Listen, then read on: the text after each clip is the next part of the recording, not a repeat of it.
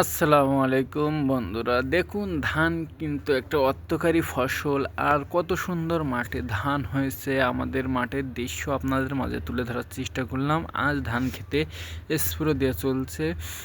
আর ধান এটা অনেক আগেরই ভিডিও, এখান থেকে 15 থেকে 20 দিন আগের, বাট সময়ের অভাবে আপনাদের সামনে প্রেজেন্ট করতে পারিনি, কিন্তু এই জন্য আজ দেখাতে চলে আসলাম। আশা করি ভিডিওটা ভালো লাগবে।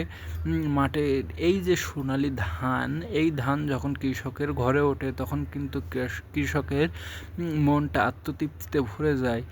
আর কৃষক তখন অনেক খুশি মনে এই ধান নিয়ে ব্যস্ততা হয়।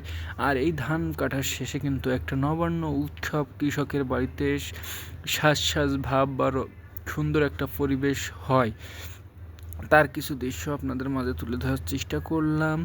আর এটা হলো আমাদেরই জমি, আর জমিতে স্প্রে দেওয়া চলছে, তার কিছু দৃশ্য সহ পুরো মাঠের পরিবেশটা আপনাদের মাঝে তুলে ধরার চেষ্টা করলাম। আমাদের মাঠে কিন্তু আল্লাহর রহমতে সমানে 3টা ফসল হয় বছরে, 2বার ধান এবং 1বার সবজি বা সরিষা, যেটাই নেন না কেন সেটাই হয়। আল্লাহ পাকের এটা একটা নিয়ামত। আর সেই নিয়ামত থেকে আল্লাহ পাক আমাদেরকে বঞ্চিত করেনি, এজন্য আলহামদুলিল্লাহ, মহান আল্লাহর কাছে শুকরিয়া। মাঠে মাঠে মাঠে কিন্তু পুরোটা জুড়েই এমন সুন্দর ধান হয়েছে, পুরো মাঠ জুড়েই। আল্লাহ পাক, এটা হলো অনেক শেষে রোয়া, মানে রোপণ করা ধানটা, তবুও আল্লাহ পাকের ইশারায় এত সুন্দর যে ধান হবে কেউ কখনো কল্পনায় ভাবিনি। আল্লাহ পাক চাইছে বলেই কিন্তু এটা সম্ভব হয়েছে। এখন যদি আল্লাহ পাক সহি সালামতে সুষ্ঠুভাবে কৃষকের ঘরে উঠাইতে দেয়, তাহলে কৃষকের কিন্তু আনন্দে মনটা ভরে যায়।